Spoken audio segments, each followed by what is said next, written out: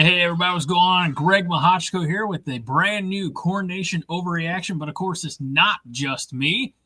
We have the whole gang here tonight. To my immediate left, man, the myth, the legend, Mr. Haas Reuter. And I'm just going to continue to call it the Alice spot. He's every game Jake. Gentlemen, there's a lot. You know what? We're going to get right to it because I shouldn't say first. One of the first comments of the night, TSD says we have a lot to discuss. The title of this show, the description of the show, 2 big losses last night for the Nebraska Cornhuskers. One was the game, and the other was learning today that Dylan Raiola will miss the remainder of the season with a broken fibula. I want to talk about Dylan. We will get to that later. Let's talk about, well, first of all, let's just do a quick check, a wellness check first and gauge the temperature of the show. Guys, how you doing? Haas, we'll start with you. Hey, man, I'm out here thriving and surviving. Not really phased all that much by another close 1-possession loss in a big game. Jake? Yeah, I'm not either. I didn't feel the same level of bye, Greg.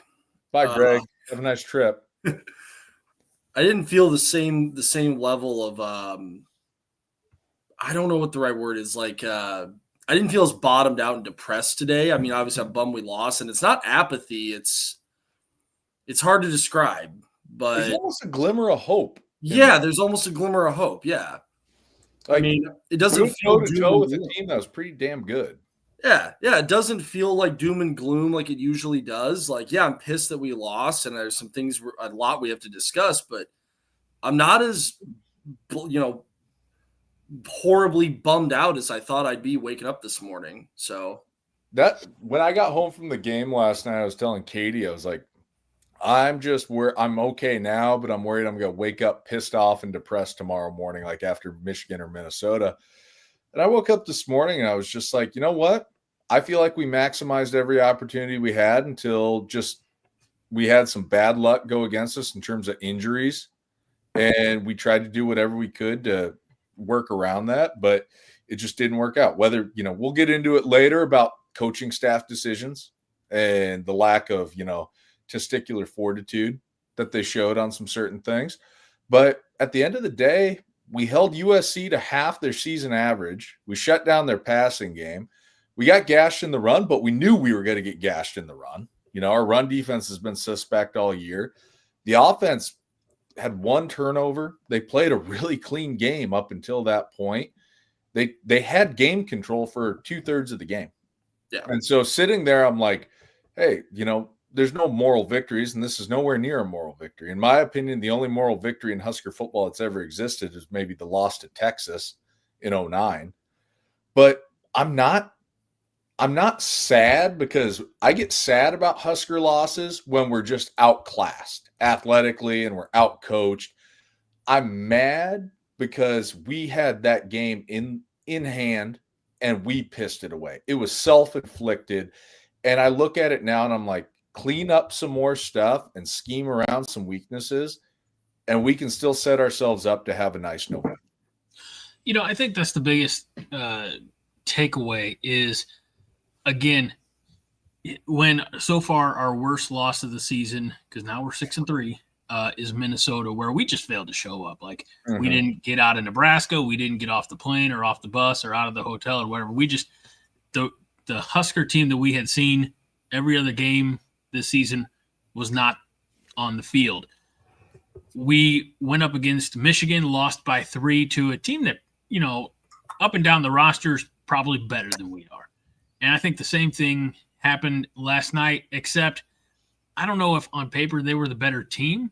And Haas, like you said, just everything seems to be fixable. It's not like, one of the biggest complaints about the Bo Pelini era, to go that far back, is, we'd win 9 or 10 games, but man, those couple of losses would be just lopsided, ugly shitstorms. And we haven't had that. I think everything that has, all of our losses, you can look at them and be like, okay, well, we can fix that. We can fix that. We can improve on that. And, like now we're going to have to improve at the quarterback position because Dylan's out for the year. We still need to improve on the offensive line. We had more injuries last night.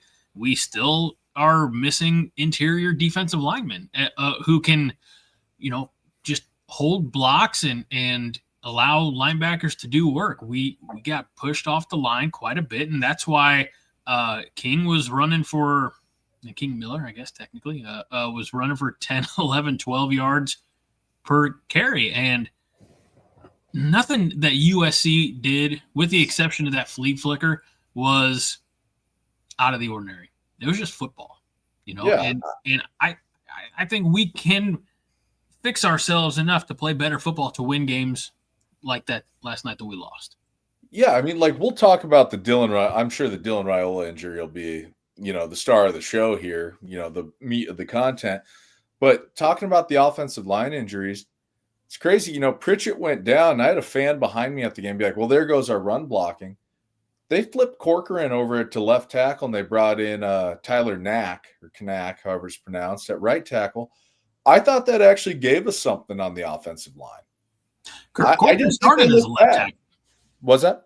Corcoran started as a left tackle. No, he was at right tackle, and then when Pritchett went out. No, I mean his career. In his career, yeah. He played 2 years at left tackle. 3 I think he's probably more comfortable over there. Yeah, like, it didn't look bad. And so I'm sitting there, and even after Dylan went out, Emmett Johnson was still getting yards in the run game, and the offensive line was doing a nice job of displacing the line of scrimmage, getting 1 to 2 yards of push. And I just feel like that's something to build on. I don't forget which commenter it was last week or 2 weeks ago. It said it could be a PBS show, learning lessons with Haas. But I felt like last night was a learning lesson where some things coalesced a little bit, kind of crystallized into place. And so when you look at what the offensive line was capable of against a USC front that, they're not the greatest statistically defensively in some areas, but we were able to generate push against some really good athletes. We were able to manipulate some things on the edges. I think that really is going to become an identity, especially with having a more mobile guy and TJ Lateef at quarterback now for the rest of the year. Well, as we get into it, of course, I asked the barometer of where you guys were at, checking in on the chat. Pitt says, I'm numb. BFOTS Josh Hansen says, I'm phased, just sad and disappointed more than angry. Let's see. I'm not gonna lecture Josh here about the sad and disappointed, but again, I feel like sad and disappointed is more like when Wisconsin runs for 408 yards on your ass with one player, and you're realizing, like, where do we even begin fixing the run defense? So, like, we didn't get outclassed last night. Sad and disappointed for being outclassed. Angry is for when, we had him, we let him off the hook. Mm-hmm. Denny Green gets a lot of run on this show, evidently. Vince says they played better than I expected them to. Fuck yeah, they did. Let's see. Beetle B says a lot of positives. Agree. 100%. Gary Pierce says I felt they played well considering. I think the coaching could use some help, but the players were all in. You know what? I thought the coaches coached like cowards last night. I want to put a pin in that and circle back to that. TSD is pissed. Theo's crying. Much love, Theo. Stay strong, brother. Mike Corrigan says the go for 2 Orange Bowl. That'd be a moral victory. I agree. And Jake and I actually referenced that earlier today. Yeah.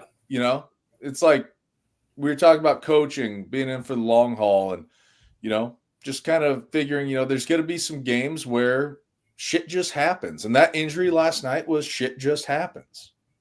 And I want to talk about that as well. I have a graphic that when we get to the injury, I want to share. TSD says, I'm not sad, I'm pissed off because for 34 years of my life, including graduating from UNL, I've seen us win one fourth quarter game. TSD, we're the same age. I'll be 35 in like 24 days. But we've won more than one fourth quarter game. I mean, you talk about Oregon in 16, Michigan State in 15, A&M in 06.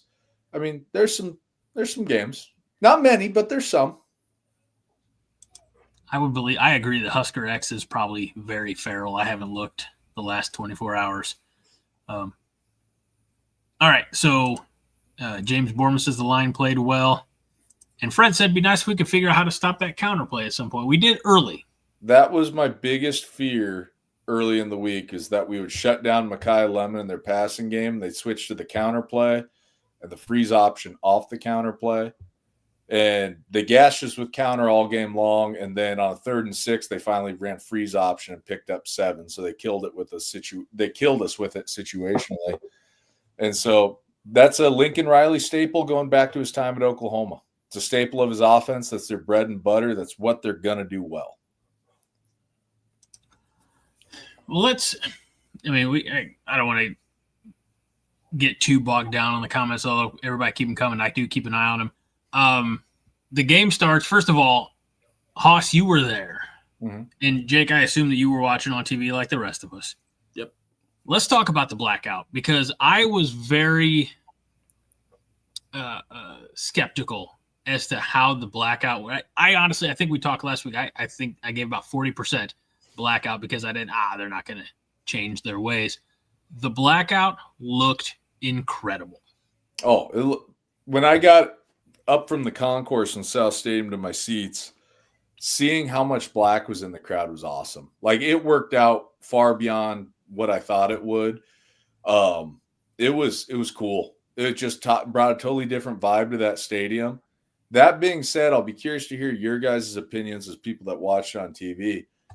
That crowd wasn't actually very electric at any point in the game. Really? No, it was. I think it was because when we were up, I think we were waiting for one more big play to put the nail in the coffin. I think reality would have set in. It was a tension convention. People were tense. They were nervous. And I felt like people were reluctant to really get behind the team and just go into, get into a full lather as a crowd. Yeah, I do. Let's go back. I guess got to go to the coin toss. USC wins the coin toss, elects to receive. Nebraska kicks, gets a 3 and out. They punt. We go down. Chew up a lot of that first quarter, I thought. Had a nice sustained 7-minute drive, something like that, and score. And, there were pictures. My social media feeds were filled with it, and certainly on the broadcast as well, of the black balloons at sunset. Beautiful, exciting. And if I remember correctly, USC goes down. I think they kick a field goal. Second quarter hits. We get another touchdown. They have another field goal. So we go into the locker room up 14-6. And I remember Matt Rhule coming off, he gets caught on the way to the locker room by the sideline reporter. God bless her. I can't remember her name, but that's not an indictment on her. I don't remember most most announcers' names. There's energy. What do you got to do? And he basically said, we just got to keep playing. Jake, correct me if I'm wrong, or anybody else. We're taking care of business as we were. Very much coach speech. And they come out of the second half. You would think they get the ball. If they stick with, I think you talk about the tension convention. I think if they stuck with the first half game plan, they had the opportunity to put the nail in the coffin by going up 21-6. Instead, USC scores a touchdown, goes for 2, and all of a sudden it's a tie ball game. And Nebraska was rendered impotent at that point. And there was a comment here. I take back what not comment, but going on our 4th and 1, the 4th and 1 call, which there were times earlier in the season, first half, we're going forward on 4th and 1, 4th and 2, 4th and 3. And in this possession, we'd already burned a timeout. Now we're using our second timeout of the half to, try to force USC off sides and something like that. We have Heinrich Harburg up under center, which we've talked about. We hate that formation. That's the dumbest thing in the world. And then we attempt a field goal, and it's short, and momentum swiftly goes the other way. Yeah, that was where momentum swung in the opposite direction. Yeah. Totally there. And that was a moment where, like Dylan Raiola assuming the fetal position against Minnesota a few weeks back on his 8th sack of the game, kind of felt like Rhule turtle shelled there a little bit as well. In those situations, you think of players, not plays. put the ball in the hands of Emmett Johnson, and fucking go. Right. And why I overcomplicate think things? Yeah, that was an opportunity where being aggressive there was the right call. It's 4th and 1. You're a home dog. You're playing really well. You have pretty good control of the game. But there were other moments, like you said, coming out of the half where you thought that we should have gone back to the first half game plan, where I don't fault Dana and Rhule there for trying to be aggressive to start the third quarter. But it got away from us. I know we all do, that Maryland I formation, get gimmicky with Harburg in there. I hate that. Also, the last comment, Rostovsky's right. It wasn't actually short. It actually hit side cross. It actually kind of glanced the side crossbar. Gotcha. My bad. It was still low. It wasn't like it hit. It still was a low, but it wasn't actually short. But that's not the point. It shouldn't have ever been kicked. I mean, would any of us be on here right now blasting Rhule for going for a 4th and 1 and handing it to Emmett and Emmett getting stopped? No, it would have been the right call. Well, I'll say this too, talking about plays and situational football. Starting out the game, we were pretty, our game plan was pretty RPO heavy. And we saw a lot of that against Northwestern. I figured that was probably going to be kind of a precursor of what was to come for the USC game and for the rest of the season. And Minnie, if you're in the crowd right now, I'm going to tell you to close your ears and log off. She's not. Dylan missed about 5 to 6 reads off the RPO when I went back and rewatched it. He wasn't reading pre-snap reaction when we put a guy in motion.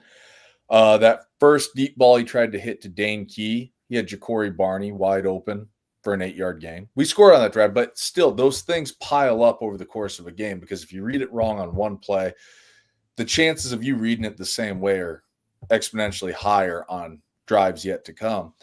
And there were a lot of reads later in the game that continued to be poor off the zone read, RPO game. So that's kind of a little bit of a segue. I don't mean to get off track here. I'm sure we'll cover it later in the show.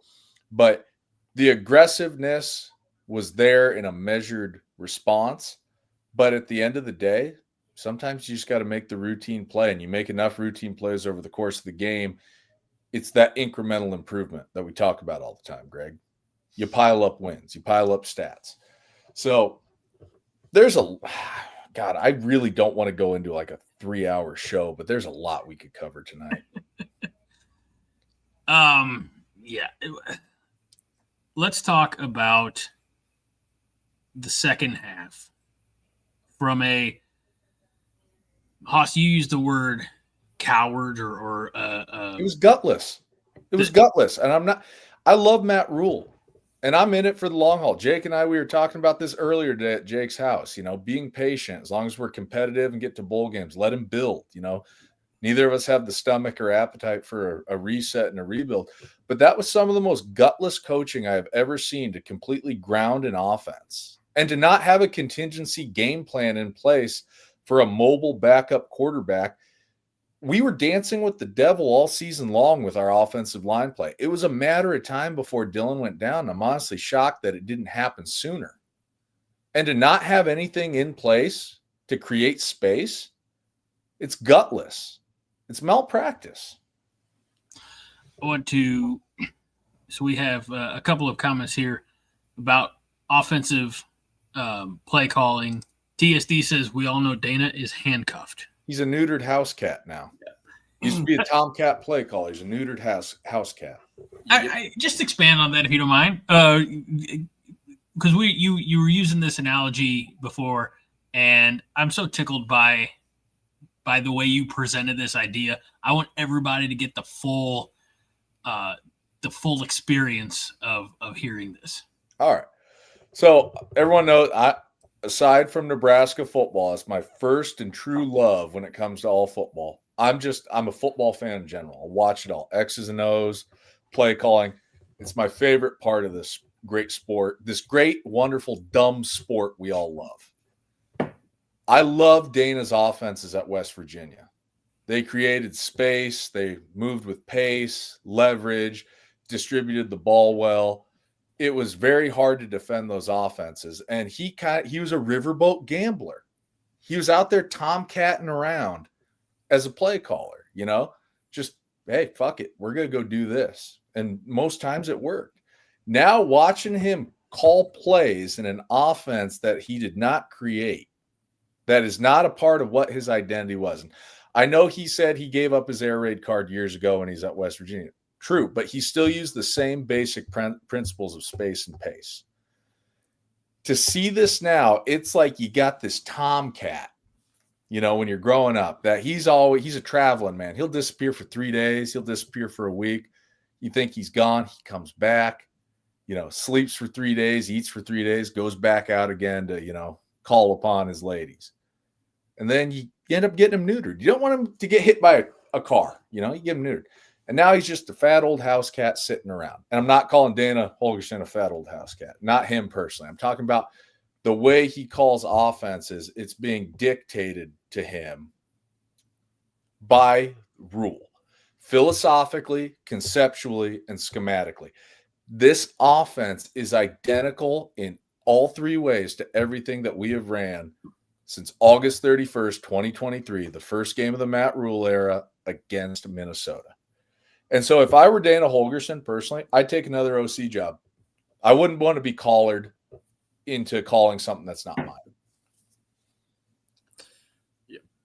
Fred says, Tomcat examples on point. Our offense disappears when we come back another. Love you, Fred. Why interesting. Bartleby Jones says gutless, misplayed game decisions, not having players ready, etc. And then you say, "I love Matt Rhule." So how do we rectify? Because at the end of the day, Tom Osborne got schooled.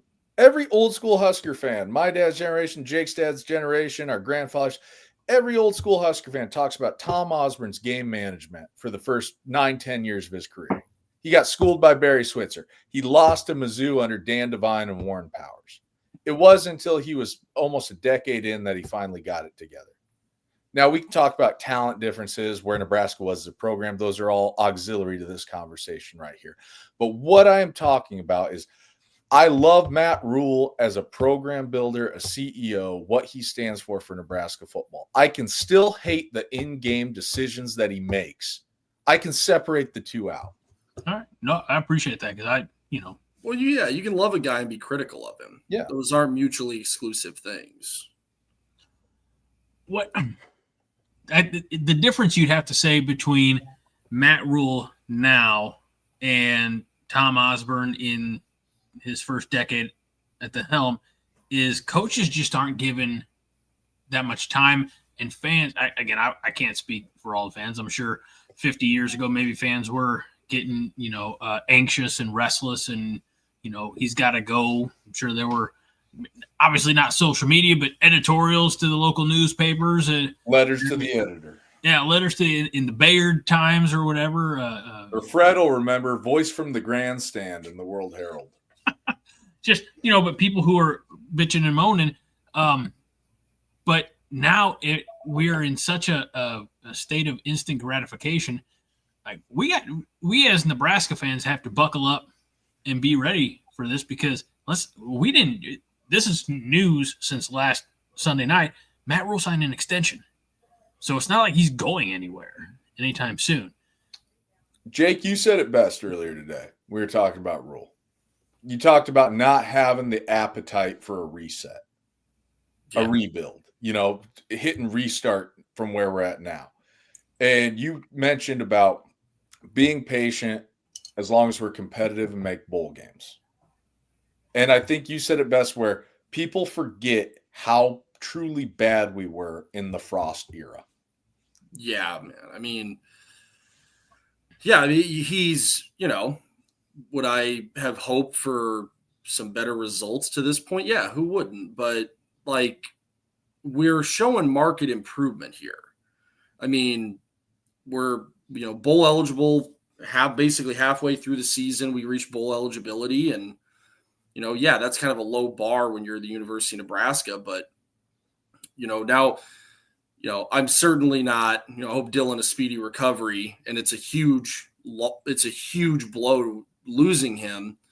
But I was talking to Haas earlier, and I'm like, in a weird way, it feels almost like what was the word I used? Like relief, like Yeah. Because now it's like, okay, let's see what TJ can do. Let's see what the offense can do the rest of the season with him being in there, with Dylan being out the rest of the year. It's almost like, as a Husker fan now, it takes some of the pressure off, and it's just like, let's just see, as a fan, let's just see what we can do the rest of the year. It almost makes the games not more fun to watch, but let's just turn it on and let's see what we got. Yeah. Ride the painted pony and let the spinning wheel spin. Yeah. Jake, if I'm understanding, it with a new freshman quarterback who doesn't have the benefit of having started at the beginning of the season and played all the way up to November. I mean, he essentially came in cold last night, and now he'll finally get a week of prep heading to UCLA, but lower expectations. Is that what you're trying to say? Like, we can just kind of kick back and relax and watch it with a bit more of a relaxed perspective? Or, I mean, what are your realistic expectations with TJ Lateef in 3 games left, on the road at UCLA, and then it is on the road at Penn State, and then home against Iowa? I don't know if I have enough reasonable. Even have reasonable expectations, honestly. But I'm certainly not speaking for the rest of Husker fandom here. This is just my own feeling that I had today thinking about it. Is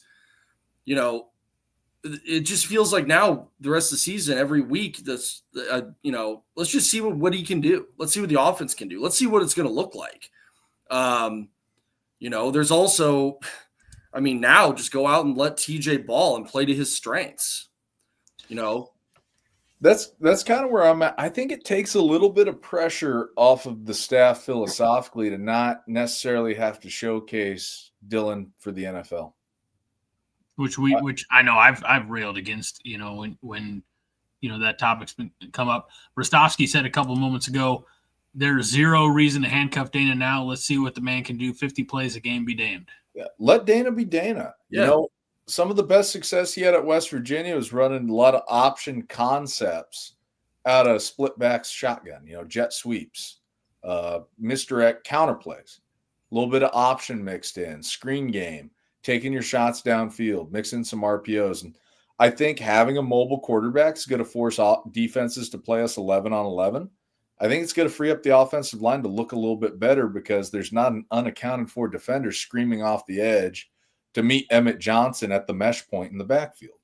I'm not saying that Lateef's going to come in and look like Johnny Manziel or Marcus Mariota, but I think he's going to be more than serviceable. You see serviceable backup quarterbacks step in everywhere around the country when they're given the right tools to go out there and execute.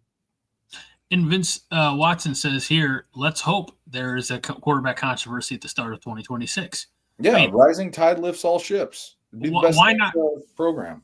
Why not be completely optimistic going forward and saying that TJ Lateef's going to be exactly who we think he is? Who it's a promising 4-star quarterback coming in now with some weapons around him, a little bit of experience, and a full week with the number ones of prep. If you're going to dream big, and that's 3 wins to finish out the regular season, a bowl game, and then boom, 2026, and you're like, oh, damn, he's 4-0 as a starting quarterback, and he looked pretty good, and made defenses respect the fact that we have a dual threat quarterback. I mean, look, we know it's not going to be Dylan, so why not put every bit of support we can behind TJ? Yeah, exactly. I think TJ gives us a better opportunity to be competitive against Iowa than Dylan did because of how Iowa gets after the passer. I think playing them 11 on 11 changes things dramatically. Not saying we're going to go tear them up, but I think we're not going to be sitting there watching a quarterback get strip sacked in the pocket near as often. Yeah. Let's see. So I've seen a couple of comments about this. And this is what I actually have a graphic on. Braska Rascal said, Minnie going hip drop tackle some USC players. That was a hip drop tackle. And Pitt says, Dilly, I didn't know we were referring to him. Dilly's injury looked like a hip drop, not necessarily on purpose. Now believe it or not, I have an image for this. I'm sure you guys are just wowed by this realization. But check this out. Let me get that. So this is a frame by frame. This type of tackle is outlawed, banned in the NFL. Not yet in the NCAA. But, I mean, it looks like number 6 is jumping on his back and pulling him down. Am I looking at that correctly? Or Yeah. Yeah. He also, when I rewatched it today, I didn't see it at the stadium. He took a nice forearm across the helmet, too. Yeah, he did. So that should have been a 15-yard personal foul, and the turnover never counts. Right. Talk to me. What is, for me and people like me, what makes this hip drop tackle so dangerous? Well, you're dropping all your weight down to the ground, and they have to fold at the waist or at the knee. I appreciate that. Yeah, I mean, it's just an increased likelihood of injury.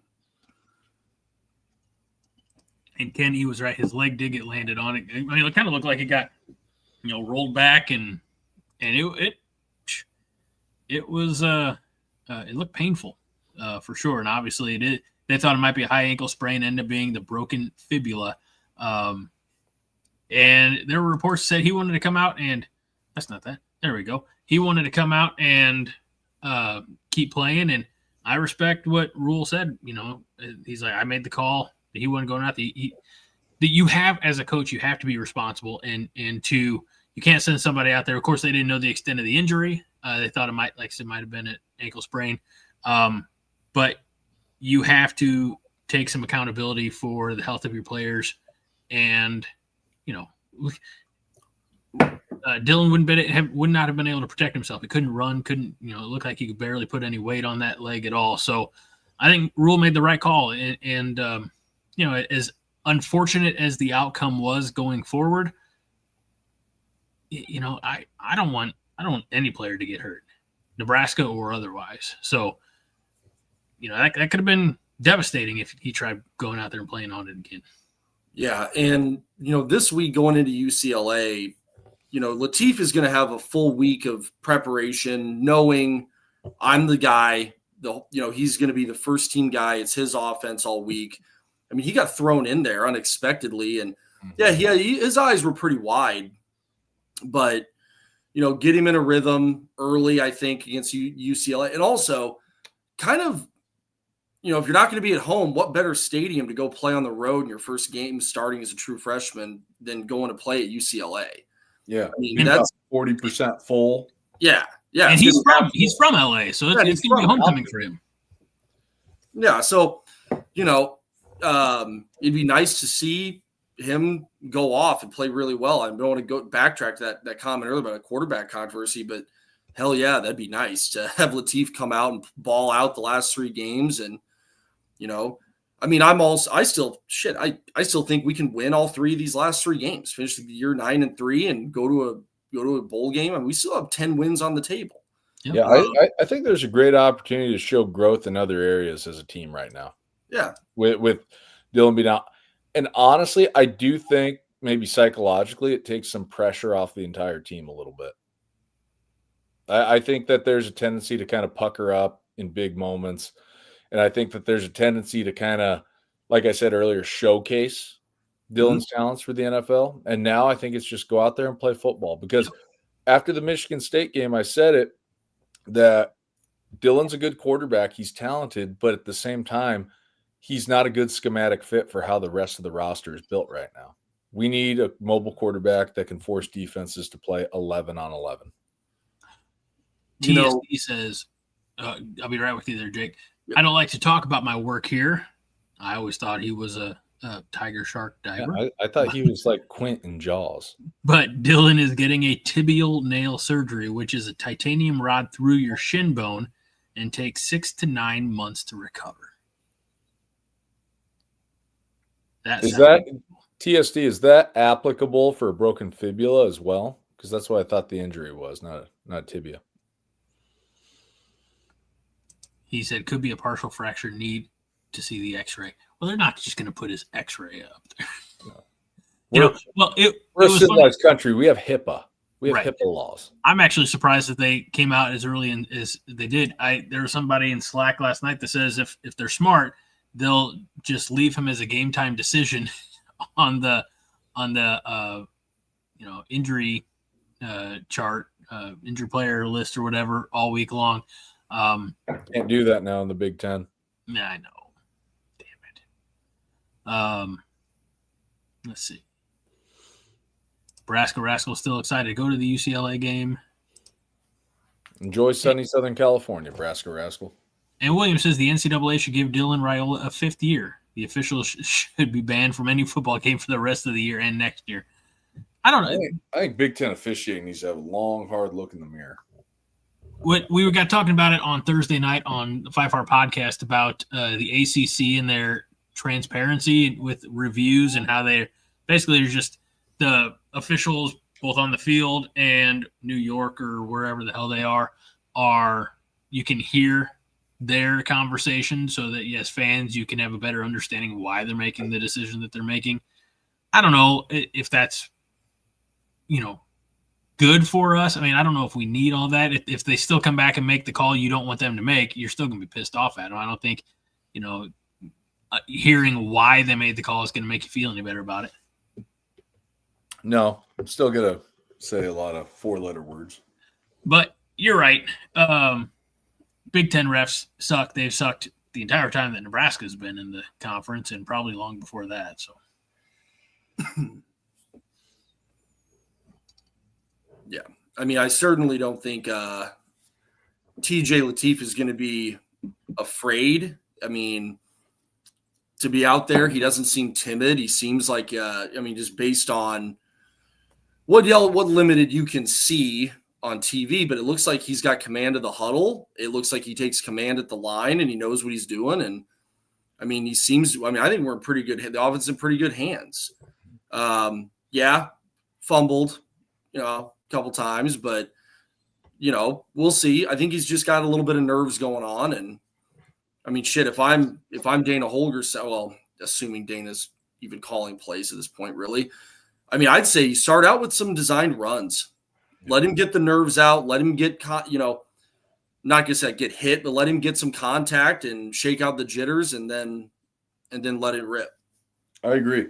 Let him get that central nervous system primed and ready. Yeah, because he'll have a little bit of nerves. It's his first start in college. He will have some nerves. Anybody would. Mike Vick had. I was sorry, Greg. Go ahead, please. No. I was.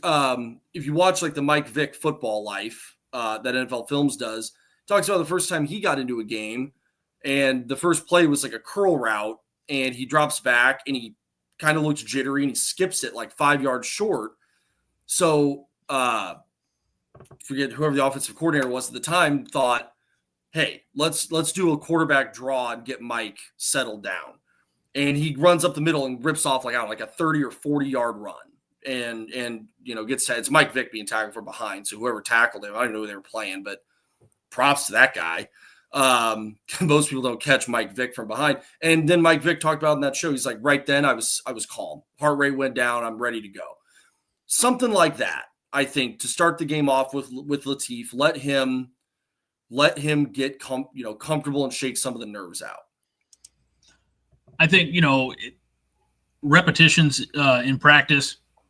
And then there are a lot of ways to, I think, get him comfortable, getting him out in space and just letting him get tackled. Like, he did a good job of avoiding a lot of the contact last night, running out of bounds, things like that. And obviously we don't want him to get hurt, but just let him feel what a Big Ten football game, even against UCLA, which is still kind of new and weird to say, let him feel what, it's going to feel like on the field. And then let him do what, I think now would be a good time, a great time for coaches to say, what do you need to feel comfortable? What kind of plays are you ready to roll with? Whether it's, God forbid, an option, which I know USC ran against us last night, or, the quarterback read, or like Gary Pierce says, go long. TJ isn't afraid to sling it and counterpunch with Emmett Johnson. What is going to be best served for him to get into that rhythm to be successful.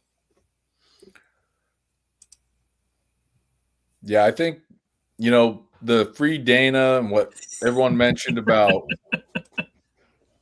being able to sling it and counterpunch with EJ. I also think this opens up more carries for backup tailbacks. I thought Isaiah Mosey is doing a nice job of settling in as a true freshman and starting to run through contact instead of just trying to bounce it to the corner. So I'd like to see some more carries for him. And I think that's a lot where lining up with two backs in the shotgun, like Dana liked to do at West Virginia, and a commenter, I forget who it was, mentioned it earlier that Dana really liked two-back run game.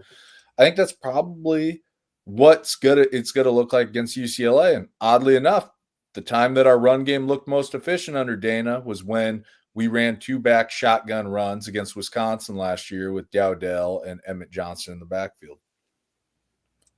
And we haven't mentioned it yet, but Emmett Johnson went over 1,000 yards rushing last night. Emmett Johnson had that was a man's game right there.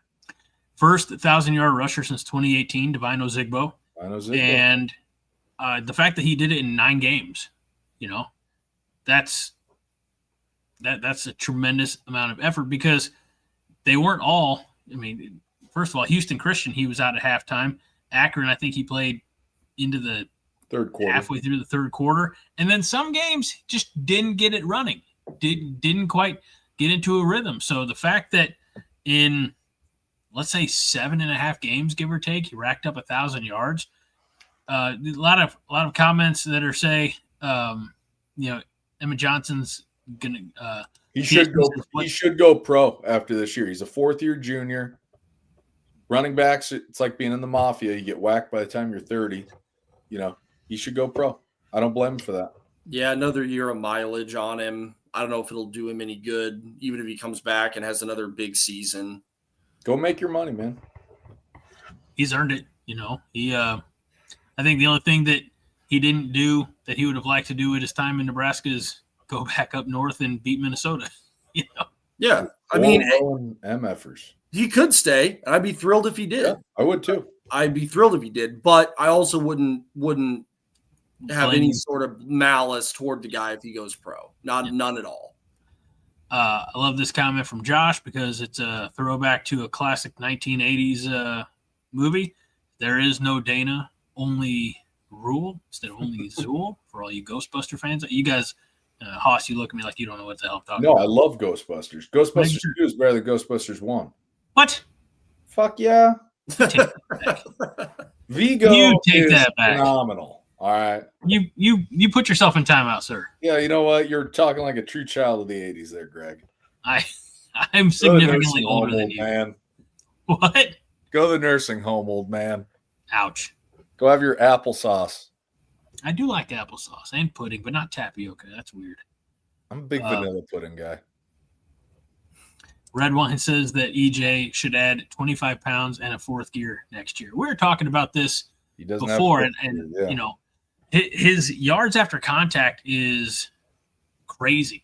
I mean, he's a 1,000-yard rusher, and about half of those are after contact. He has had, I think, the top 3 in the country in missed tackles and things like that, but he's done it all pretty much himself. We've not been able to see him get to a 4th gear because he's never been able to just run, through a hole. He's always meeting some defenseman. So hard to say whether or not there's a next gear there. It's just we haven't seen him run through a pocket, a clean pocket, I guess. I will say I love EJ. He does have a tendency to dance a little bit too much still. That's still something that's there. Holgerson mentioned it over the offseason that they yanked him out of the Iowa game because he was dancing too much and leaving some yards on the field. That could be something that is precluding him a little bit from those breakaway runs, but at the same time, just get the gain and move on. I'm not gonna be too picky when he's breaking off chunk plays. Oh yeah, hell no. No, he's a hell of a player. I think he's the best running back we've had since Amir Abdullah. I agree. I was a big Divine Ozigbo guy, but I agree. I was too. And I'm also partial to big physical running backs. That's just my style. I love seeing, going back to like PJ Hill when he was at Wisconsin. The Wisconsin Winnebago. Yeah, man. Like I remember being a kid because I was a kid that when he was playing and watching some of those games and just seeing that guy like a run, like not very fleet of foot, but just a runaway freight train. Also when I was a kid, Mike Allstein, I played fullback, but Allstott was the man, and I just kind of became enamored with. I do love Fred. I love big backs, and I cannot lie. Fred's comment. I do love big backs, and I love seeing the 240-pound guys just out there wearing a defense out. So making their asses force quit. I mean, shit. Even Pork Chop, Corey Ross, who he was still big, even though he was short. Like there's difference between being short and being small. Oh yeah, right. Pork Chop. There you go. It all comes full circle. But Emmett's pretty damn physical for his size. He is. He is. He's not afraid of contact, No, he's not afraid of contact. He usually goes right into it. I certainly I forget who posted, and I apologize, but there was a comment a little while ago. Someone said, I haven't been this excited after a loss. I got that comment actually. Hang tight. Yeah. That was whoever said Scott Leach. Scott, that's a good comment, man. And I mean, you sit here and you sound like I'm not saying it was a moral victory, and I'm pretty pissed off at the loss, but I'm still like excited. I'm not which is not devastated. I'm not, which is a unique feeling. So that was kind of where I'm like, kind of what I was trying to get at earlier. And I'm really excited to see what we can do the rest of the year. Yeah, that's Scott Leach saying. I can't remember feeling this good or even excited after a loss. Can't wait to see the next game. Gary Pierce says, are we going to go full zone read with TJ like Taylor Martinez? I know the answer to that one, and it's no, but I'll let you guys who are smarter than me go into detail as to why. I think that we should lean heavily into being a full-on spread option team for the rest of the year. We've got some good receivers that can stretch the field. Latif's mobile. Got Emmett Johnson. We've got a good tight end in the middle of the field. I think we should just lean fully into that. And it's not changing stuff wholesale offensively in 1 week either. I mean, you're keeping the blocking schemes the same. You're keeping everything else the same up front. So you're not reteaching the offensive line. You're just teaching different stuff in the backfield. And it's not entirely dissimilar from what we already do. We already run some zone reads. We run RPOs. We've seen a little bit of option, like when Latif got in other games from the split backs and the shotguns. So all you're doing is you're emphasizing it now. Yeah. And that's also, that you do that every week. You build a game plan week to week. Now, a week full of preparation for Latif, getting all the first team reps, getting that muscle memory, that repetition down. That's why I wasn't too critical on his 3 fumbles either. I think a lot of it was just like you were talking about Mike Vick earlier, Jake. I think it was a case of just getting his, central nervous system primed, for the big time. And that first fumble, the guy punched it out. It's not like he's Jeff Sims just dropping snaps left and right. And that was talking about Jeff Sims after last night. Good for him. That's what I'm saying. Good for him. But I was going to say it, but it seemed out of place after the game Jeff Sims had yesterday. But Sims, when he was quarterbacking at Nebraska, he looked a little timid and uncomfortable, and Latif doesn't have that look to him. And also, Latif has a skill set that Taylor kind of lacked, which is he can throw the ball. He can throw the ball well. I think he's got a stronger arm than Dylan. He at least can throw. He at least seems to put more juice on the ball, velocity-wise. That pass he threw to Isaiah Hunter off the RPO glance route was a nice back shoulder throw. The USC DB just made a play on the ball. It might have been the best ball actually thrown all night on either team. Shit happens, I wouldn't even say cautiously optimistic. I'm optimistic about what we're going to see the last 3 games with TJ Latif. Yeah. Are you sure it's going to be TJ? Because no, don't even. I heard it all last night in the stadium. Bob from Brainerd calling for Heinrich Harburg. Don't even. It wasn't me this time. No. Sorry, Roger. Much love. But the Heinrich Harburg Europop experience ended in November 2023. Europop. Can you, for us old people, can you explain the Europop reference? Oh, I just reference it because I said it to Jake a couple years ago. We were watching the Nebraska Maryland turnover fest at his house, and he got hurt. And I was like, well, the Heinrich Harburg experience is over. And Jake's dad goes, sounds like an East German pop band. Yeah. Well, this should give some hope when we're talking about TJ Lateef and the offense moving forward. Can I mention one more thing about Jeff Sims? Yes. Because it dovetails with what I talked about Rhule's coaching philosophy. Maybe the problem wasn't Jeff Sims. Maybe it was the problem in the conservatism that Rhule displays on being so adverse to mistakes and turtle shelling in games that had him psychologically in a blender. Yeah, which he was. Yeah. He was broken. He was straight up broken. Well,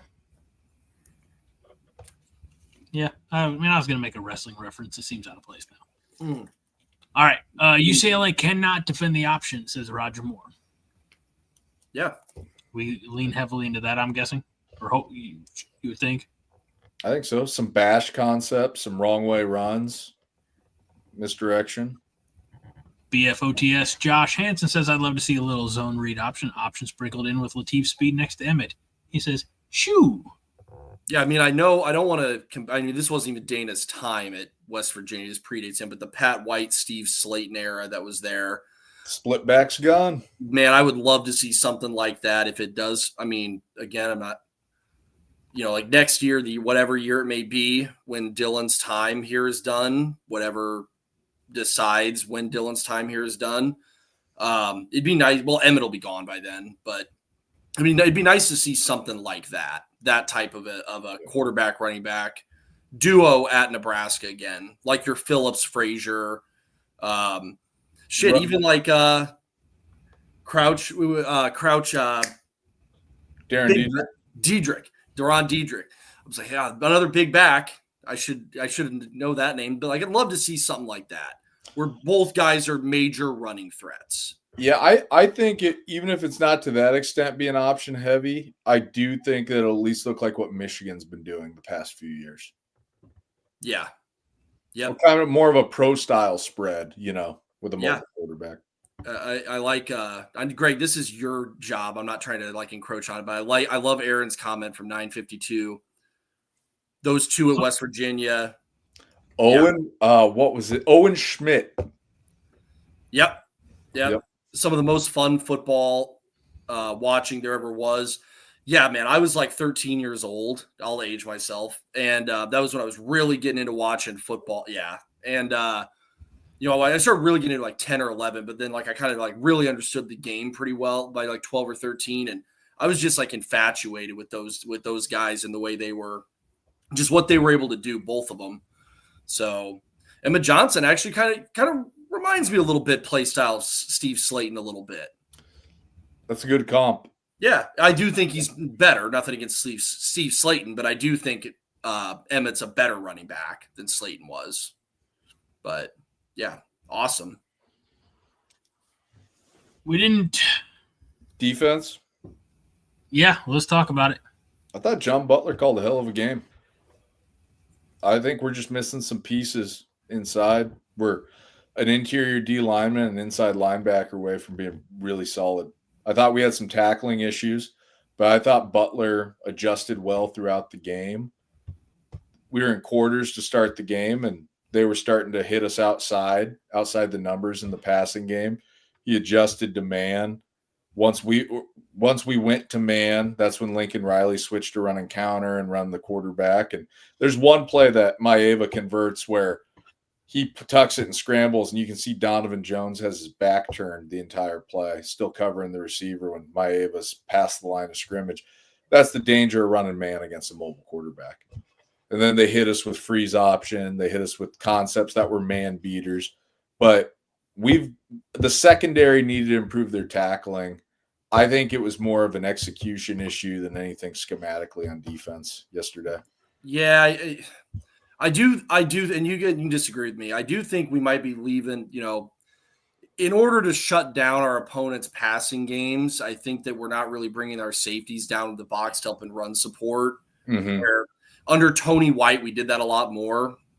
Yeah, I mean, Isaac Gifford played pretty much around the line of scrimmage. Around the line, and that's something that I think, that's one of the reasons why. Yeah, are we stout up front, defensive?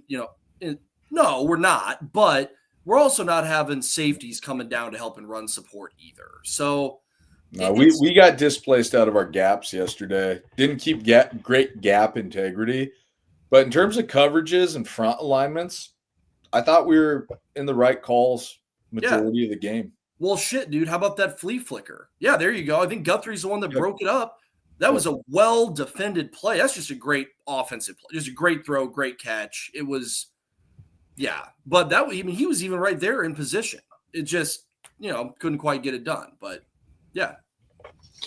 Yeah, and Pichak's going to be really special too, assuming he stays healthy. There's just –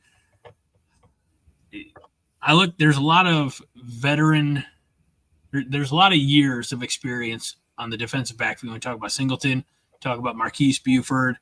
Those are going to be spots you're going to have to fill in the offseason. I like some of the things that Andrew Marshall did last night. Vincent Shavers is Vincent Shavers. He's pretty consistent. Javin Wright played well. I thought Javin Wright actually had the worst game out of the linebackers. Oh, okay. Sorry, Greg. Sorry, I don't mean to be like, F off, Greg. Go take your opinion. Go back and eat your applesauce. That's not what I'm trying to do here at all. Also, Sierra Wright traveled the whole game with Lemon. Wherever Lemon lined up, Sierra Wright. I think I'm correct on that. He traveled all game. He was boundary. He was in the slot. Sierra Wright. He was man everywhere. Yeah. That's what I thought so. And man, he shut. Lemon 2 receptions, 19 yards, if I'm not mistaken. Mm-hmm. And then they set down Jacoby Lane, which I know Rostovsky. You mentioned you were at the game. Watching Jacoby Lane in pregame warmups, like doing trick catches, just the way he was, warming up. Dude's an impressive freak athlete, and we shut him down. He was a non-factor in the game. Yep. And that was the number 1 passing offense in America. Was. Yeah.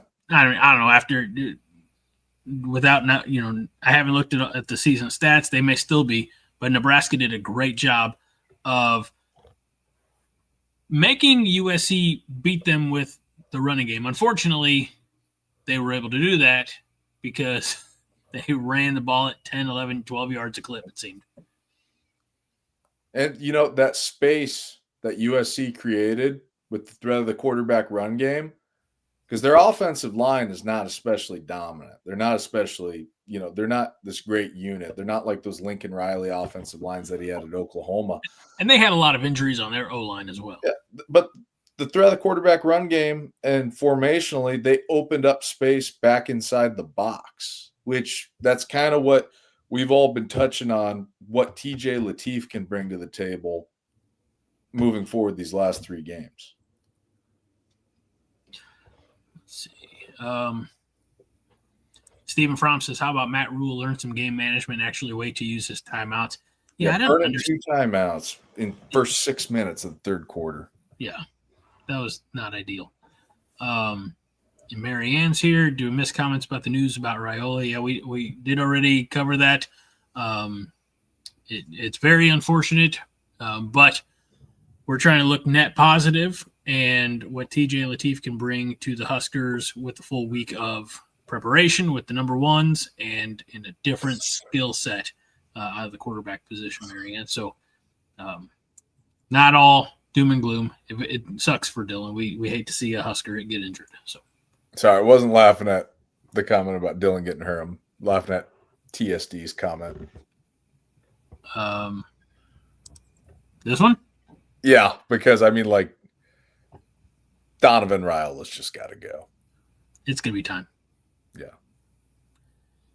He can't. Do you still think Brian Ferentz is the name to bring in? There are a lot of coaches available all of a sudden. You know what? Again, Brian Ferentz, also Bill Bedenbaugh, OU's can't talk evidently. OU's offensive line coach, who was a teammate with Holgerson at Iowa Wesleyan, was his O-line coach at West Virginia for a few years, was Lincoln Riley's O-line coach at Oklahoma when they had Baker Mayfield and a great shotgun spread running game with guys like Samaje Perine, Joe Mixon, Trey Sermon. So that's something to consider. You know, every offseason brings attrition, both in, you know, the locker room and on the coaching staff. You just have to hope that, you know, obviously let's not put the cart before the horse. We still have 3 regular season games and a bowl game to play, but let us what's the phrase, Hoss? Addition by subtraction. That's I don't think any result. We could go 4-0, 3-0 the rest of the season, win a bowl game. I don't think that saves Donovan Raiola's job. I think at this point, especially when I rewatched the game, they show that graphic that Maeva had been sacked 4 times all year and Dylan had been sacked 26 times heading into the game. Mm-hmm. That says it all. This is his 4th year as an offensive line coach, his 3rd year in the same system. Guys aren't developing. In fact, some might be regressing since 2022. I think it's at a point where you have to make a change. And I just don't think that it's wise to continue to double down on, you know, it's like the sunk cost fallacy. Well, he was the associate offensive line coach at the Chicago Bears. And they were bad. And exactly. It wasn't like it was the greatest offensive line, the greatest team in the league at the time. So I did have some hope for him having coached under Harry Highstand at Notre Dame. You know, Notre Dame's offensive line obviously has been probably one of the better position groups nationally over the past decade. But for whatever reason, it's just not translating. And I think that it's just time to cut bait. I think it's time to get an offensive line coach that's probably more in tune with, you know, what we're trying to do. Josh wants to know who's the Mike Eckler of offensive line coaches. He says Billy C. Billy C. I mean, I bet he won't even fly over Nebraska. No, you know, when he travels, he'll reroute and go somewhere else. Yeah. But who would be your pick? Honestly, Bill Bedenbaugh or Brian Ferentz. Okay. All right. Orson wants to know, what if Rhule keeps him? Coaching malpractice. Malfeasance and irresponsibility to the fans. Dereliction of duty. Thank you. John Garrison is a great one. He was here, played here, coached here under Pelini. Now he's Lane Kiffin's offensive line coach at Ole Miss. Yeah, Lane Kiffin will probably take him wherever he goes next, though. He might stay at Ole Miss. I don't know. Not with all the money that can be thrown around in the league. Yeah, but do you really want to go live in Gainesville, Florida? Have you ever been to Gainesville? No. It smells like dead fish, and the sun burns hotter than anywhere else I've felt on Earth. But, I mean, I wouldn't want to go to College Station, or I wouldn't want to – Oxford, Mississippi can't be that great. It's better than Gainesville. You know what? When people talk about, these places get players because they don't want to go to Lincoln, Lincoln looks like Hollywood compared to some of these college towns in the South. Lincoln's a really, I think, underrated college town. Oh, yeah. So, starting to have a real big – this was my first game of the year that I went to, and I've traveled around the Big Ten to Husker road games. Lincoln really has that Big Ten college town feel now. You know, it's finally, up there with the rest of them. Finally adopted it. Yeah. Roger Moore says that coaching malpractice needs to be a T-shirt. Talk to John Dam Johnston. We don't have a shop anymore, guys. It's a shame. Tell Greg to print them. Tell Greg to print them. That's what I was telling Roger. Can Greg keep the money? Yeah, Greg. All proceeds go to support my broke ass. Yeah, we'll start a fake charity called Greg's Kids. Yeah, I've got 3 of them in the foundation right now, looking for their next meal. Oh, that's horrible. All right. So we've talked about last night's game, Dylan's injury. Do we want to address? I mean, I know we're a few minutes after 10 o'clock now, Central Time, God's favorite time zone. Thank you. Do we want to address Rhule's extension? Yeah, I mean, I think we kind of touched on it earlier. I think as long as we are competitive and we're getting to bowl eligibility, I think that we're in this for the long haul. I think at times as fans, and I hate this saying, I hate when people say fans, short for fanatic. I think at times as fans of Husker football, we forget how cratered the program was upon Rhule taking over here. So I don't have the appetite for a reset.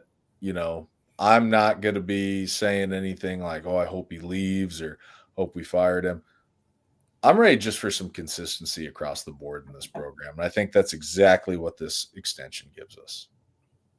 I mean, we're winning. We've won some close games. Yeah, we just lost a close game. I understand that. But, we were losing every close game. The only streak that's making me sick is 0-29 in our last 29 games against ranked opponents. That's unacceptable, and it's putrid. Yep. And it's embarrassing, but – 7 of those are only attributed to Rhule. 0-7. I kind of hate that 0-29 thing because I know someone mentioned it in the chat earlier, and it's like 0-29. It's like, well, Rhule's not the steward of all 29. I will say though, 0-7 is still unacceptable. Yeah, at some point you got to punch up and knock somebody out that you're not supposed to. Yeah, you're good. I mean, dude, it's not like this. These are teams that are ranked 23rd, 25th. Yep. They're not top 5, top 10 teams. No, so you gotta start beating those teams. But you know what? The incremental improvement of winning close games. Mm-hmm. Yes, I understand we lost 2 this year as well, USC and Michigan, but we're winning some close games, bowl eligible in October, and we got a lot of dudes on that are visiting. That have a lot of interest. Ahmad Hudson, I think, came out today. It was on Twitter, so I'm not going to speak entirely to its validity. But I think he said that Nebraska after he visited last night is his number 1 school.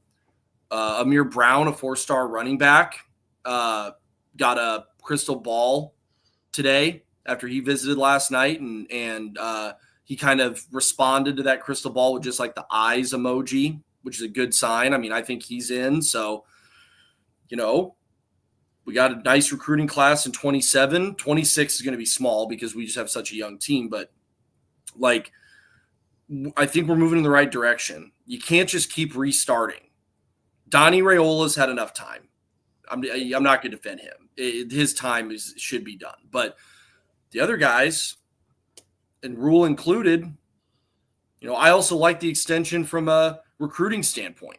Mm-hmm. It gives a vote of confidence to the guys that are 16, 17, 18. They're looking at Nebraska going, all right, this coaching stuff. No one wants to commit to a school where your coach stability is bad, is terrible. So, you don't want to be that program that's constantly firing and hiring coaches and restarting. Yeah, we've tried that already. And it didn't work. I think it's time we kind of draw upon another school of thought. Pitt says Rhule's contract was a market correction. Lincoln is better than he found it. I agree. Absolutely. The roster's completely different. Mr. Matney says, had the extension been signed before Minnesota, would that game have had a different outcome? No. I think Minnesota exploited what we did, what we don't do well, and they punched us in the mouth, and we didn't respond. Tom DeMay says the Rhule was bad at Baylor against ranked teams. And that again, you got to consider the context of the places Rhule's been. They've always been rebuilds, and he's never been somewhere longer than 3 years. You know what, Greg? Can you please highlight Tom's comment from 10:08? Yes, because this is kind of what I was getting at. Greg, you want to read that real quick? Sure. I agree. For sure, he took over some. What's that? I was just saying, I agree 100% with this, Tom. Oh, okay. For sure, he took over some dumpster fires. I still think Rhule's a good coach, but you would hope he could have lucked into at least a couple wins, same as Nebraska program, how you get streak. Mm-hmm. See, that's exactly what I was mean. that's why that stat of losing to ranked opponents is so unacceptable, because you should be at least falling ass backwards with the talent you have on the roster. Not that we're the most talented roster, but you should be falling ass backwards into a win here or there. Like, that streak should never have gotten to 15. It should never have gotten to. It should have never gotten to 10. I was just going to say that. It should have gotten to 10. Like, I mean, we defy the laws of statistics and probabilities in this program. Like, yes, it is insane. It's like it's on par with the Chicago Cubs curse. Yeah, I mean, that's the one. I mean, there's a lot of micro things like his usage of timeouts and his game management, but the one kind of macro topic that I'm really frustrated with is his. I'm not going to say his, like it's just him, but for all intents and purposes, his inability to beat anybody with a number next to their name. And another thing along with that I'll go with is his inability to, and he tried it a little bit against USC, throwing a deep shot here or there in the third quarter, but his inability to step on somebody's throat, have his team finish somebody off when they're on the ropes. Gets too conservative. We talked about this all last year. It's that NFL mindset that he has. Yeah. Yep. Rostovsky says just a moment ago, I have to find it now, he'll get a chance for a ranked win one more time against Iowa. Iowa is just out of the top 25 at 26. If you know, from the unranked, he had the most. Iowa had the most points for the unranked team. So, yeah, they've got that'd be fun. They've got a test coming up with Oregon and USC in back-to-back weeks. Yeah, be nice. I mean, I don't know. Do we want Iowa to win those games? Do we want them being at their peak so we can knock them out? I don't ever want them to win any game. That's right. But Fred would appreciate this. I got some Phil Leotardo lines from The Sopranos I could say about Iowa, but not going to. Yeah, I mean, when we play them on Black Friday, that is this transcends football.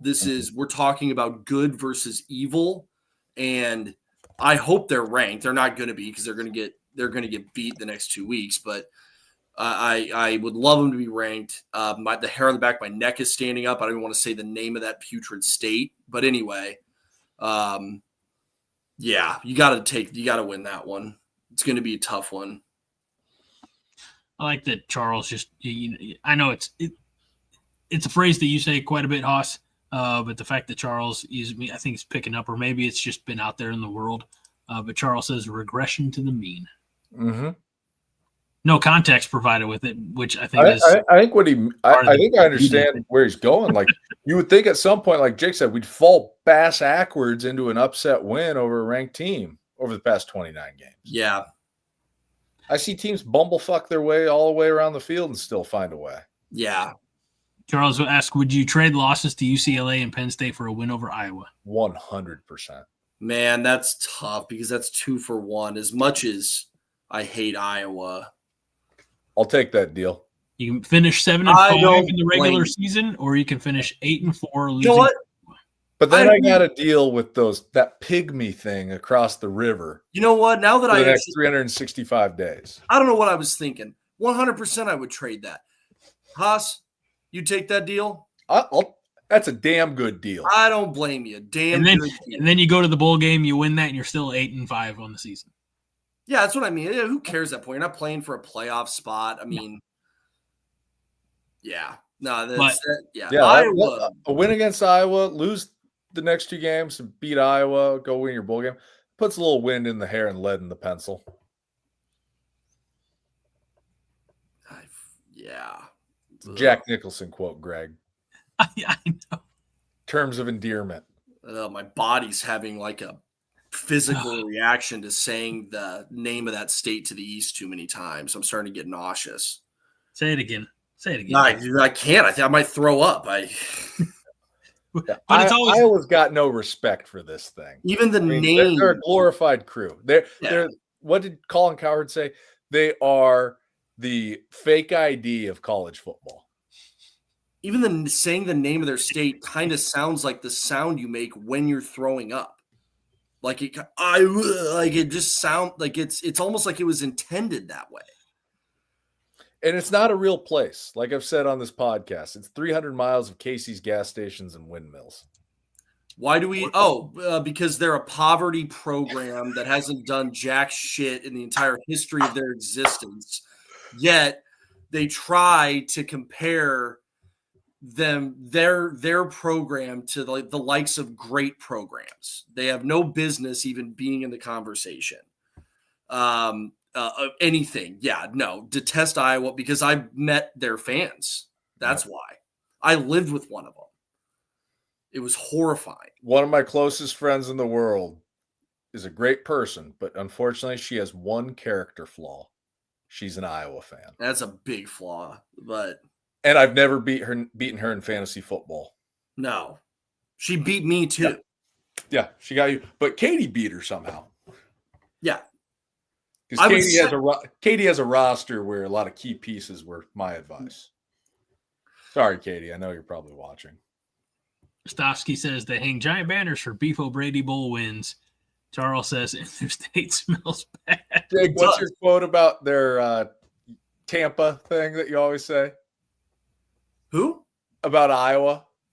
Me? Yeah, their yearly standing reservation. Oh, yeah, they have a standing reservation. What is that shit bowl? The Outback Bowl. Yeah, they always go to that same bowl. And, yeah, I mean, no, they hang banners for the Brady O.B., whatever it was. Yeah, the Beef O'Brady Bowl. O'Brady. Yeah, I mean, their last Heisman winner, Iowa, were men are men and sheep are scared. Yeah, they're akin to – I mean, listen, like the Iowa – they haven't had a Heisman winner. Yeah. They haven't had a Heisman winner since before Pearl Harbor happened. Like, you have no business sitting at the table. I don't care about recency bias. Nebraska still won, there are your blue blood programs, right? There's about 8 programs that have a seat at the table. Iowa, you're probably like fucking 50th. I'll say this about Iowa fans. They love to talk about how we live in the 90s, but I have never seen more musty, moldy starter jackets that people are wearing than in Iowa City, Iowa for a Nebraska-Iowa game. Yeah. Yeah, no. And they're piss yellow. They're off stained white, If they chew tobacco, it's got dip stains on it, but they're not chewing Copenhagen or anything good. It's just Skull. It's Skull Berry or some freaking fruity dip like that. And when I mean fruity, I mean like fruit flavored. That kind of came, but yeah, no. They're dipping Skull apple pouches across the river. And you know what? They're a Midwestern school with an America Needs Farmers sticker on their helmet, and they don't even have an ag school. Yeah. What a bunch of pretenders. Yeah. Fugazi. Yeah. Oh. Charles says, Fred, Iowa foreplay is, quote, does this handkerchief smell like chloroform to you? Oh, you know what? Because Iowa is if they were like a man, they're the kind of man who's like, I really wanted to talk to you. You're so pretty. They have nothing. Yeah, it is funny on the dip. Go get yourself a can of Copenhagen snuff like a man. It tastes like shit. You're not doing it for what is that Mike Leach thing where they ask about drinking coffee? Yeah, it's not for enjoyment. It's not for enjoyment. The whole experience is miserable. Shove a pinch of long cut in your cheek and just move on with your day, you pansy.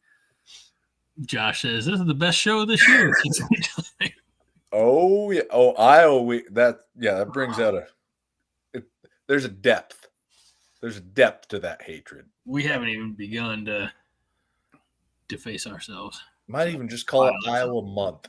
Calendar hit November yesterday. All right. Did I miss something? Sunshine's different. The air smells different. It's Iowa month. Hey, Orson, did I miss something? Did you say what fan you're a? I think Arkansas. Oh, Arkansas. Okay. Woo pig. Welcome to the show. Good to have you. You've been around. I remember. So I was up in Chadron at the time when there were reports coming out that Nebraska was going to hire Houston Nutt. Yeah. Oh God. Didn't get on the plane. We sent a plane down for him. He never got on it. How things could have been different. You know I what? didn't say better. I just said different. You know what? After laughing a little bit and talking about what's to come, the soul feels a little healed after yesterday. Yeah.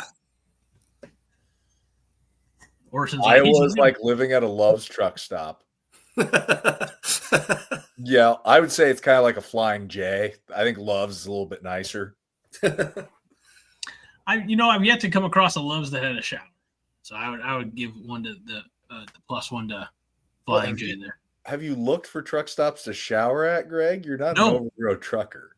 No, but I used to drive a truck, and so I used to have to like fill up my truck on the truck side, go in and get my gas receipt and things like that. And the Flying J's and the pilots, they had showers. I never saw Loves with the shower. So, hey, Ernie, live in Georgia but bleed Husker red. Cope Snuff for the win. Yeah, except it gets in your teeth and. I've converted to just nicotine pouches. Yeah.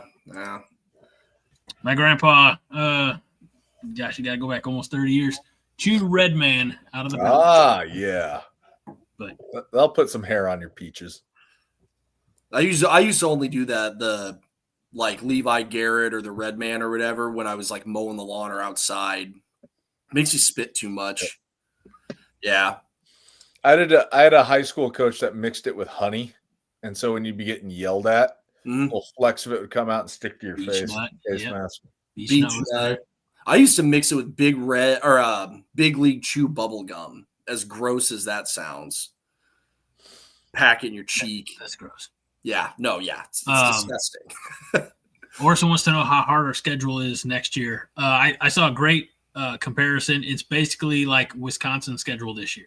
We got Indiana, Ohio State. They're both at home, but we got Oregon and Washington. Yeah. Our non-con's not bad. Yeah, we kind of set it up that way. Yeah. Well, what were our predictions for UCLA, Greg? You know what? I'm glad you asked. We all predicted Nebraska to win. You both said 31-30. Yep. Yep. Some adjustments from should have hit the unders if I was would have hit the unders if I was a betting man. I had 28-24 Nebraska. And as far as UCLA, Haas, you picked us to win 33-20. And Jake, you said 30-14. Do we want to make changes, gentlemen? Yeah. Yeah. I mean, you're almost going to have to, right, with the new quarterback? I'm going to go Nebraska 20 to 16. Jake? I'm going to go Nebraska 27-20. That's fair. You're not going to find many arguments with those scores, guys. No.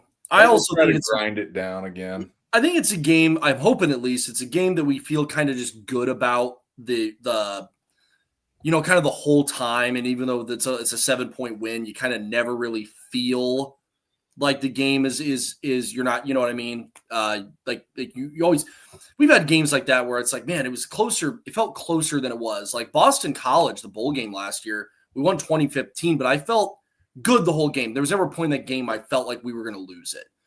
So I'm hoping that that's how this game is with UCLA. Yep. Let's take a quick gander at the starred comments. RS said before the show started, TJ won't disappoint. Oh, you're right. If you're still here. And Braska Rascal said Heinrich Harburg isn't even an option since he's a tight end now, so it's TJ's team now. And Asawar said, you think we can stop Nico next week? I'm nervous for our defense to step up. Good. They're going to try to do a lot of what like Cincinnati and USC did against us. I mean, Nico and Maeva they play kind of similarly, and we played pretty damn well against Maeva, so hope so. Yep. based on our very recent conversation, I'm not sure if this comment is going to piss you off or enrage you. Brad says, I wish we could model our game to be more like Iowa. Iowa and the way they play is who we should strive to be. If you're talking about not making mistakes, not beating yourself, and just basically boa constricting the other team, yeah, I agree with that 100%. Makes me sick, but yeah. Ken E., who is a fan but says, a non-fan with no emotional connection will look at Nebraska and say, you lost your 5-star quarterback. You're starting your 3rd and 4th string tackles, youngest team in the Big Ten. Hey, we'll be a monster. I think that's kind of why I don't feel just that sadness and ungovernable rage after losing last night. I'm just kind of real even-keeled. Did this give you rage, that holding no call at the point of attack on the go-ahead touchdown? Oh, yeah. That, how pass interference was called last night so inconsistently. Dylan Raiola taking a forearm shiver to the helmet. All sorts of things. USC was also false starting on their 2-point conversion. That didn't get called. Let's see. TSD says, I promise Dylan's injury is a fracture or partial fracture. He literally would collapse. If it wasn't 8 to 10 weeks, he'll be okay. Okay. Good. And TSD also says, is Grant Bricks in a cellar somewhere? And I think this kind of goes back to the bigger question about development because he was the top-rated lineman coming out of Iowa as a senior and can't sniff any time on the offensive line. And what do we make of that? Is it a – He played in a wing T offense in high school that he never pass blocked, so there was a lot to catch up on there. But coming to the end of your second year in the program, you should be – it's time to shit or get off the pot. You should be developing a little bit. It's nut cutting time. Yep. Gary Pierce says, what's up with Marcos Davila? I'm going to let you – We were talking about that earlier today. Yeah, I'm going to let you take that one, Haas. That was a guy that Holgerson recruited when he was at Houston. He's a 4-star Army All-American quarterback out of Midland, Texas. Went to Purdue, and then we grabbed him out of the portal. It actually crossed my mind last night where I was like, to keep the threat of, the downfield pass, because he's more of a pure passer, do you go Davila in there or Latif? And, Latif, the threat of the legs, is who we put in. He's probably gotten the bulk of the reps as a backup in practice. So see, that's the other thing is like, as much as I love EA College Football 25 and 26, the video game, which obviously in the corner of my screen, you see that I do, in fact, partake in gaming. This isn't a video game. You can't just throw a guy in and you're controlling him who's 4th on the depth chart because that's what you want to do. Like, he's probably just not prepared. He's not getting the reps with the guys in practice like TJ is. Yeah. And you even saw some timing issues on, just getting the reps with the snaps yesterday. Yeah. Just Justin Evans doesn't have bad snaps. It's just a little bit of miscommunication between quarterback and center, more on the quarterback side of things from not knowing exactly where that ball is going to be. See, Delmar on Facebook says, good analysis. You guys should focus on beating Minnesota and progress to a program like Iowa. Keep throwing money at it, and eventually you'll have to win. I don't disagree with that. You got to take care of peer programs first. Yeah. Instead of trying to get to the next level, just master the level that you're at, right? Mm-hmm. Incremental improvement. O'Connor on X. Might as well highlight this one. We don't get him a whole lot of interaction on X. We have a lot of viewers there. Says, Butler's inability to stop the quarterback run is a joke. Do you think Hoagie and Butler are back next season? Hoagie? Yeah. Hoagie? I think he means Holgerson. Okay. Yeah. Yeah, I think both will be back next year. Yeah, I agree. All right. Rostowski says the Blackout needs to be a yearly thing. It was fantastic. 100%. I couldn't believe how good it looked when I got home and saw some of it on TV. And look, a week ago when we were talking, I had no idea, probably until Wednesday or Thursday, that they'd actually painted the end zones, the block end in the middle. And I even commented this on X as I was watching the game, is that Peacock/NBC did a great job of buying in as well, because instead of Nebraska red, everything Nebraska was black, and that's not something that they had to necessarily go in line with, but that was a nice little added touch, and I think it was a really cool, really cool evening. It sucks that the game ended the way it did, but what a way to just kind of be different, but not too extreme. Yeah, I mean, and I think the blackout on a yearly basis, I would love if we're going to do it, which I think yesterday proved that we should with how the fans responded. I think it needs to be different variations of black uniforms every year. Slight tweaks, make it a special yearly occurrence, sell the gear, the apparel. I think it's time to create some new traditions in this program. Yeah, I mean, Vince here says Nebraska turning into the WWE, sports entertainment, live shows, costumes, and gimmicks. I mean, I don't know about costumes. It was just football in a nutshell nowadays. Every school's doing it, I mean, at least we're not Oregon where we have 48 different uniforms and 363 different uniform combinations. Like, it's one game. If they do this, but they put away forever the surrender whites, like, I'm perfectly happy with that. What if we wore, because our actual colors, scarlet and cream, an off-white, all off-white uniform? It might look cool. I don't know. I'm also a fan. I mean, I know it's a blackout. So you want them. I just hate the monochromatic look. I love the monochromatic. I know you do. We've talked about it before. I like contrast. So I really like I would love the black tops with the white bottoms. That would be a clean look too. I actually think if we do it again, and this goes for all of our jerseys as well, take the shoulder stripes off the jerseys. Yeah. Yeah, I think it looks too correct. You got the 2 shoulder stripes, you got the shoulder numbers, you got the Nebraska winning tradition patch, you got the Big Ten patch, the Adidas patch. It reminds me of the waiter in Office Space with all the flair on their vest. It's like, just give me simple, clean looks. Dude, that's a hell of a reference. Yeah, I love great that. movie. That's a great movie. Bug Eater Blue, our first color in 1923. Yeah, I did not know that. Wow. We could tell you what. Oh, that'd be perfect. Oh, all the J-skers would go crazy. Hey, just because I'm not going to get into this right now. I'm probably going to piss off everybody. I have a nuke that I could drop on you right now, Greg, but I'm not going to do that because I have love for Husker basketball. Okay, when Nebraska and Creighton play each other, I don't even watch the damn game because it gives me heartburn either way. No, I agree with that. Like, I'm a baseball fan too, and usually man, this is going to piss off people too. I usually just root for whatever team has a better shot that looks better in the postseason. Whatever team looks better to win is what I do. I don't even know you guys anymore. I know. Well, it's because we're Omahans, Greg. Yeah. I guess I'm just a Southern Illinoisan. Yeah, out there in William Jennings Bryan land. You're not even from here, Greg. You don't even go to school here. She doesn't go to school here. Wait. So you're saying that all my thoughts and viewpoints are invalid? No, you're not from Iowa, man. Yeah.